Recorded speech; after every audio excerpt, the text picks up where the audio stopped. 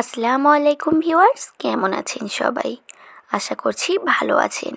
আজকে আমি আপনাদের দেখাবো দুধ ডিম ছাড়াই কিভাবে চকলেট ডোনাট তৈরি করবেন। তো চলুন আর বেশি দেরি না করে ভিডিওটি দেখে নিন।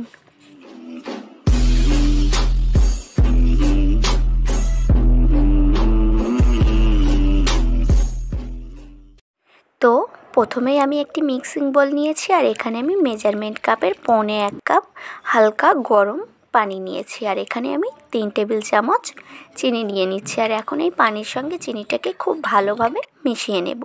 আর এখানে আমি হাফ চা চামচ লবণও দিয়ে দিয়েছি। লবণ আর চিনিটাকে খুব ভালোভাবে মিশিয়ে নেওয়ার পর এখানে আমি 1 চা চামচ ইস্ট দিয়ে দিচ্ছি। আর এখন আমি ইস্টটা পানির সঙ্গে খুব ভালোভাবে মিশিয়ে নিচ্ছি। আর এটিকে আমি এখন ঢেকে 10 থেকে 15 মিনিট রেস্টে রেখে দেব। তো ফিরে এসেছি 10 মিনিট পর।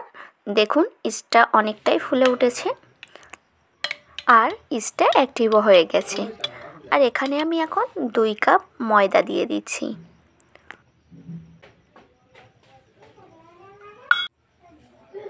আর এখন আমি ময়দাটাকে খুব ভালোভাবে মেখে নেব।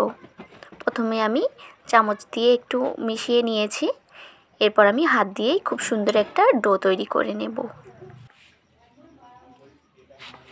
তো দেখুন কিছুক্ষণ মাখতে মাখতে এইরকম একটা ডো তৈরি হয়ে গেছে। আর ডোটা কতটা স্টিকি হয়েছে আশা করছি দেখেই বুঝতে পারছেন।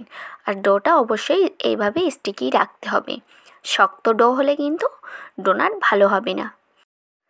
আর ডোটাকে আমি 5-7 মিনিট খুব ভালোভাবে মেখে নেওয়ার পর এখন আমি এখানে খুবই সামান্য ময়দা দিয়ে দিয়েছি আর এটিকে আবারও একটু মেখে নিচ্ছি।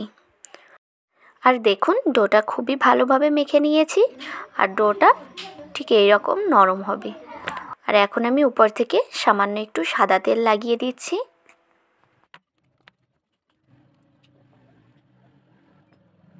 আর এখন আমি এটিকে ঢেকে 1 ঘন্টার জন্য রেস্টে রেখে দেব। আর এই 1 ঘন্টার মধ্যে প্রায় অনেকটাই ফুলে উঠবে। তো 1 ঘন্টা পর ফিরে এসেছি আর দেখুন ডোটা ফুলে প্রায় ডবল হয়ে গেছে আর কতটা সফট হয়ে গেছে। এখন আমি আবারও ডোটাকে একটু মুথে নেব আর এই ডোটাকে আমি এখন বেলে নেব।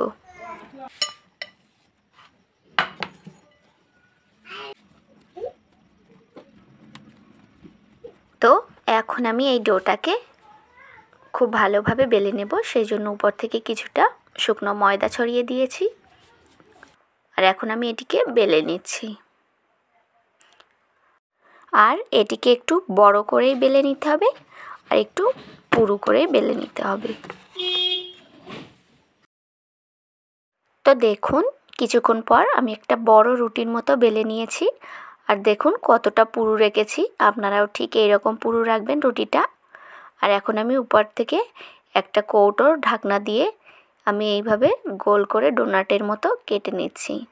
আর উপরে আরও একটা কৌটোর ঢাকনা দিয়ে আমি মাঝখানটাও কেটে নিচ্ছি। আর আপনাদের হাতের কাছে যদি ডোনাট কাটার থাকে তাহলে আপনারা সেটা দিয়েও কেটে নিতে পারেন। তো এইভাবে আমি সবগুলো ডোনাট কেটে নিয়েছি। আর আমি এখন উপর থেকে ডোনাটের যে বাদ দেওয়া সাইডগুলো সেগুলোও তুলে নিচ্ছি। আর এখন ডোনাটগুলো তুলে নিচ্ছি আর একইভাবে আমি যে ডোগুলো বাড়তি আছে সেগুলো থেকেও আমি ডোনাট তৈরি করে নিচ্ছি। আর এই দেখুন সবগুলো ডোনাট তৈরি করে নেওয়া হয়ে গেছে। আর এখন আমি এটিকে ঢেকে আধ ঘন্টা রেখে দেব যাতে এগুলো আরও ফুলে যায়। আর দেখুন আধ ঘন্টা পর ফিরে এসেছি আর এখন আমি চলে এসেছি চুলায় ডোনাটগুলো ভাজার জন্য। আর কড়াইতে আমি পরিমাণ মতো তেল দিয়ে দিয়েছি আর তেলটাকে আমি মিডিয়াম আঁচে গরম করে নিয়েছি। আর এখন আমি একটা করে ডোনাট তুলে নিয়ে গরম তেলের মধ্যে দিয়ে দিচ্ছি। আর দেখুন তেলে দেওয়ার সাথে সাথে এটি প্রায় ফুলে উঠছে। আর একটু নাড়িয়েও দিয়েছি।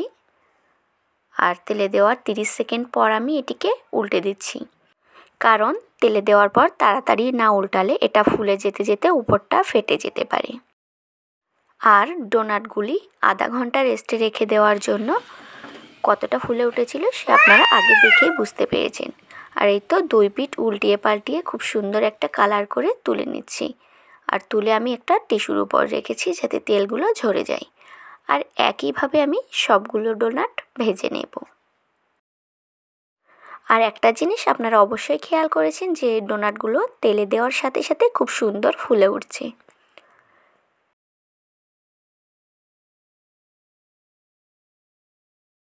আর একইভাবে আমি সবগুলো ডোনাট ভেজে নিয়েছি।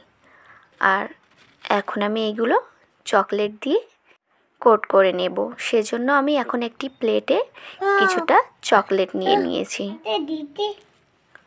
আর উপরে কিছু স্প্রিঙ্কেল দেব, সেজন্য আমি এখানে কিছু স্প্রিঙ্কেলও নিয়ে নিয়েছি।